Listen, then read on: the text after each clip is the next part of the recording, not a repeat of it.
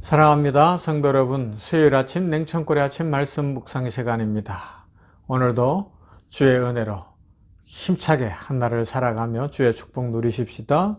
디모데후서 4장 1절부터 8절 말씀 봅니다. 디모데후서 4장 1절로 8절 말씀. 하나님 앞과 살아있는 자와 죽은 자를 심판하실 그리스도 예수 앞에서 그가 나타나실 것과 그의 나라를 두고 엄히 명하노니 너는 말씀을 전파하라. 때를 얻든지 못 얻든지 항상 힘쓰라. 범사의 오래 참음과 가르침으로 경책하며 경계하며 권하라. 때가 이르리니 사람이 바른 교훈을 받지 아니하며 귀가 가리워서 자기의 사욕을 따라 스승을 많이 두고 또 그 귀를 진리에서 돌이켜 허탄한 이야기를 따르리라. 그러나 너는 모든 일에 신중하여 고난을 받으며 전도자의 일을 하며 내 직무를 다하라. 전제와 같이 내가 벌써 부어지고 나의 떠날 시간이 가까웠도다. 나는 선한 싸움을 싸우고 나의 달려갈 길을 마치고 믿음을 지켰으니 이제 후로는 나를 위하여 의의 면류관이 예비되었으므로 주 곧 의로우신 재판장이 그날에 내게 주실 것이며 내게만 아니라 주의 나타나심을 사모하는 모든 자에게 도니라. 아멘. 디모데후서는 사도 바울 서신 중에 맨 마지막에 기록한 서신으로 알려져 있습니다. 그 이야기는 다르게 하면 사도 바울이 순교하기 직전에 기록했다는 것이죠. 순교하기 직전에 믿음의 아들 디모데에게 가장 하고 싶은 말, 그 중에서도 디모데후서 4장이니까 진짜 마지막에 하는 말. 그래서 6절에 전제와 같이 내가 벌써 부어지고 나의 떠날 시간이 가까웠다. 그래요. 전제. 이스라엘에서 구약시대에 하나님 앞에 제사를 드릴 때에 제사의 맨 앞에 이제 그 제사를 드리면서 그 위에다 붓는 기름이 있어요. 그것처럼 이제 그러면 태우는 거예요. 태우는 거. 태우기 직전에 붓는 기름. 사도 바울이 그런 시간이 다가왔어요. 그러면서 어떡하느냐. 그래도 믿음의 선한 싸움을 싸워야 될 뿐만 아니라 믿음으로 살아야 한다. 그것이 축복이다라는 것을 이야기하고 있습니다. 엄히 명한다고 이야기해요. 1절에서 하나님 앞과 살아있는 자와 죽은 자를 심판하실 그리스도 예수 앞에서 그가 나타나실 것과 그의 나라를 두고 엄히 명하노니 너는 말씀을 전파하라. 때를 얻든지 못 얻든지 항상 힘쓰라. 범사의 오래 참음과 가르침으로 경책하며 경계하며 권하라. 왜 그래야 되느냐? 3절. 오늘 우리 시대와도 같고요. 너무 많은 사람들이 이런 모습을 갖고 있는데 한번 생각해 보십시다. 때가 이르리니 사람이 바른 교훈을 받지 아니하며 귀가 가리워서 자기의 사욕을 따라 스승을 많이 두고 또 그 귀를 진리에서 돌이켜 허탄한 이야기를 따르리라. 현실이 그렇지 않습니까? 온갖 선생들이 다 있어요. 그런데 허탄해요.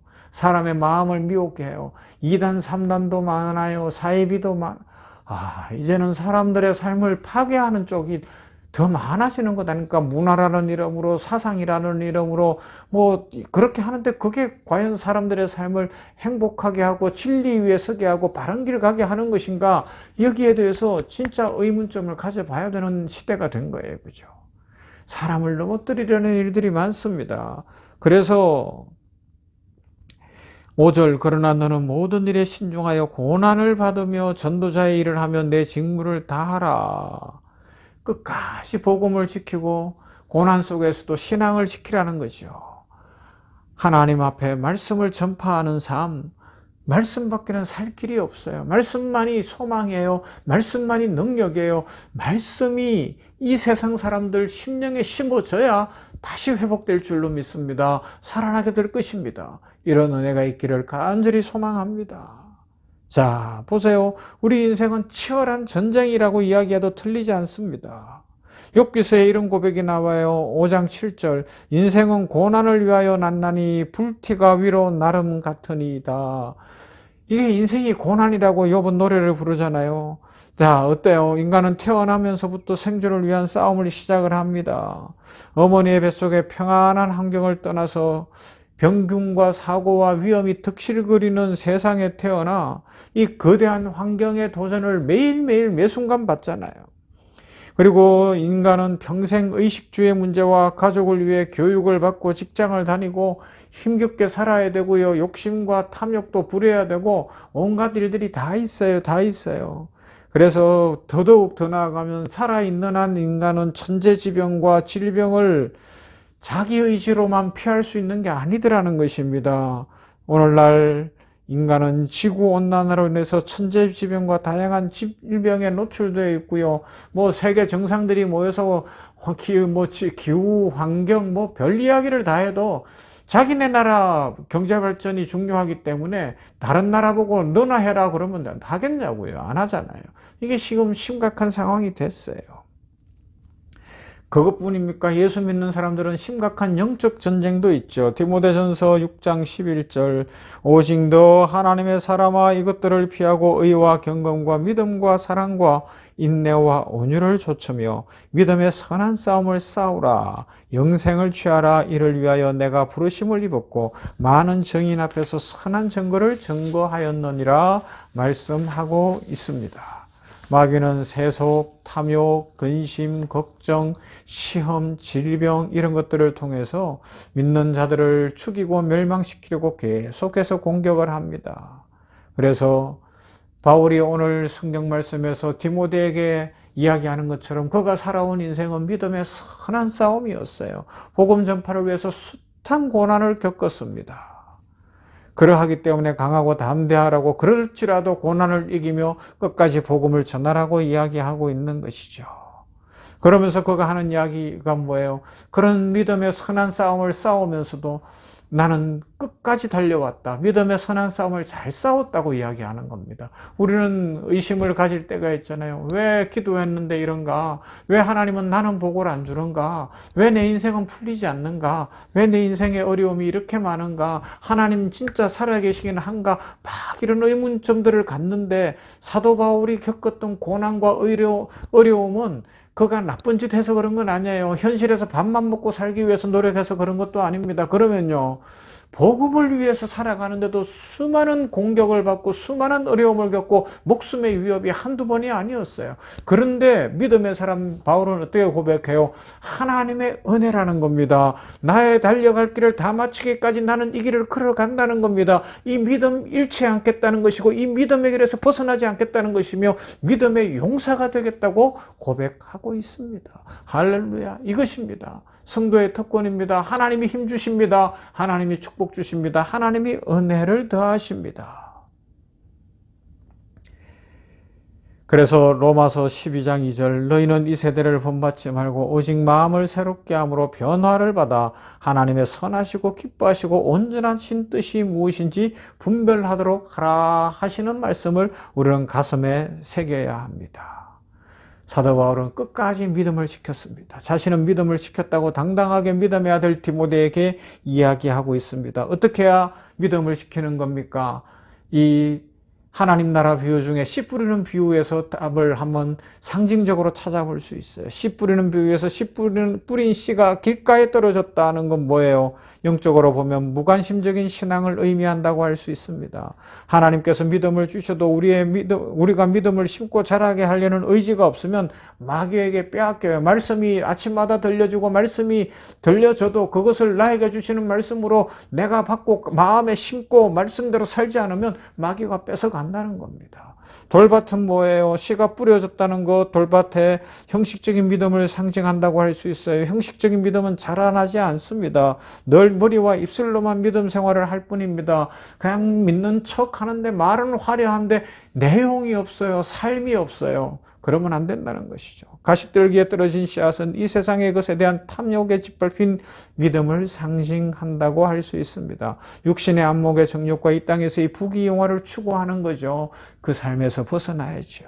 좋은 땅은 하나님의 말씀을 사랑하고 늘 말씀을 묵상하고 말씀을 받고 그것을 삶 가운데 실천하는 믿음을 의미합니다. 이런 믿음을 가진 사람들이 진정한 결실이 있는 축복의 삶을 살아가게 될 것입니다.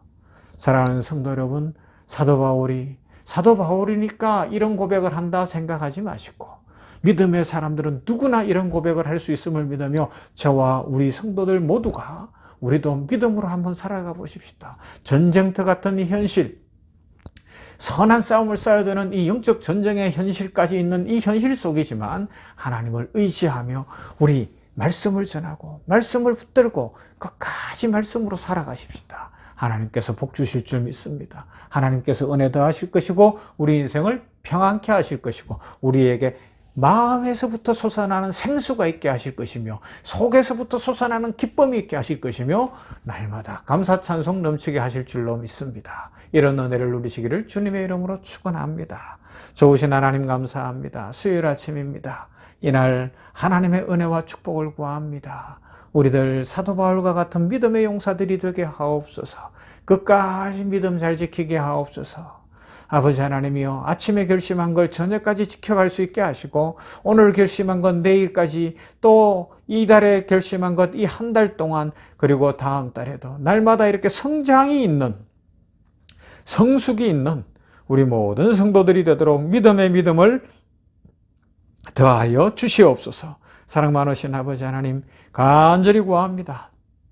오늘도 병원 안에 수요 치유 예배도 있고 간호부 예배도 있고 여러 예배들로 모일 때마다 성령 충만케 역사하여 주시옵시고, 특별히 예수님 믿지 않는 직원들이 마음이 열려서 주님을 만나 이 혼탁한 세대 속에서 하나님의 축복 누리며 평강 가운데 진리를 따라 살아갈 수 있도록 생명의 길에 들어서게 하여 주시옵소서. 아버지 하나님이여, 부흥을 주시고 은혜를 주시기를 원합니다. 간호부를 특별히 축복합니다. 신규 선생님들이 많이 이직하고 있다고 하는데 어려워도 견뎌내게 하시고 그들에게 삶의 축복을 더하여 주시옵시며 이 병원에서 좋은 간호사로 잘 성장할 수 있도록 축복하시고, 우리 수선생님들 자리 변동 이후에 힘들고 어려울지라도 리더십을 갖게 하여 주시옵시고, 아버지 하나님이여, 약해지지 아니하며 강하고 담대하게 그 모든 맡겨진 이들을 감당하며 팀원들과 하나 될 수 있도록 축복해 주시옵소서.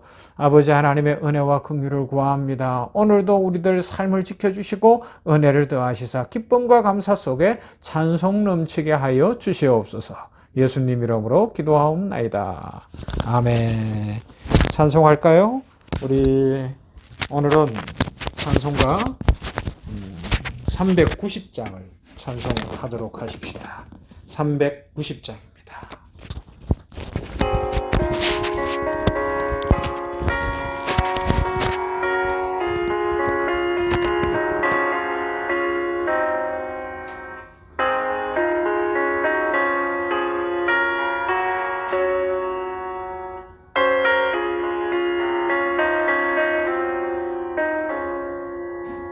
예수가 거느리시니 즐거워